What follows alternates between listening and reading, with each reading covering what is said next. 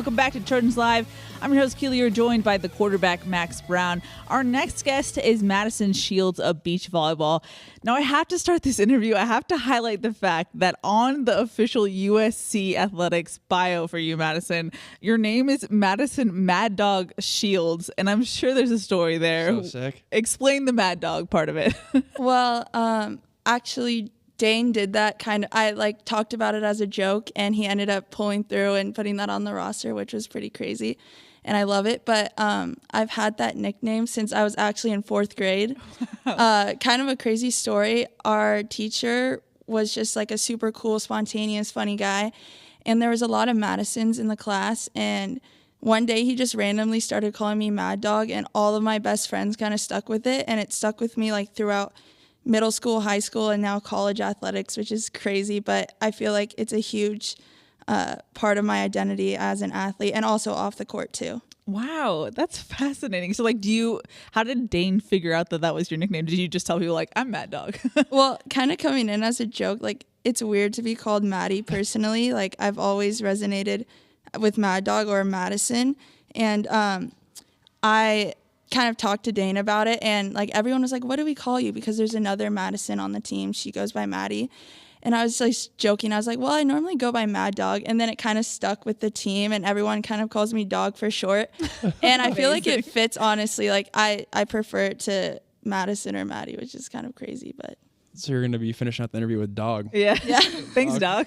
What's up, Dog? Yeah. Not only do you have a sweet nickname, but you have a sweet past in terms of how you got to this point. You played indoor at Pepperdine, and then 1 year, if I'm not mistaken, of beach there, and then you transferred to SC. Give our listeners a little insight into the trajectory of your career the past 4 or 5 years.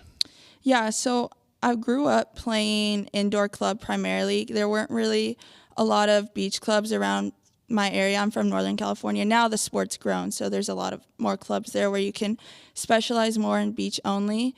But so I got recruited for indoor initially. I knew I wanted to play both at Pepperdine, but they wanted to start separating the programs. I feel like more at a higher level, like that's kind of what the universities were aiming for. So I ended up playing 4 years indoor at Pepperdine. I wasn't exactly sure if I wanted to play those whole 4 years because I was really passionate about the beach game, and I knew that I wanted to potentially pursue that professionally.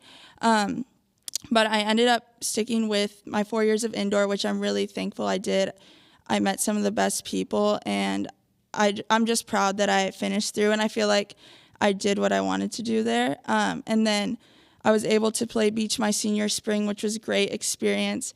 It was definitely a shock going from libero to playing like full time, jumping all the time. And like I had trained before, so, I knew what was expected. And then I knew that, I wanted to potentially pursue this professionally.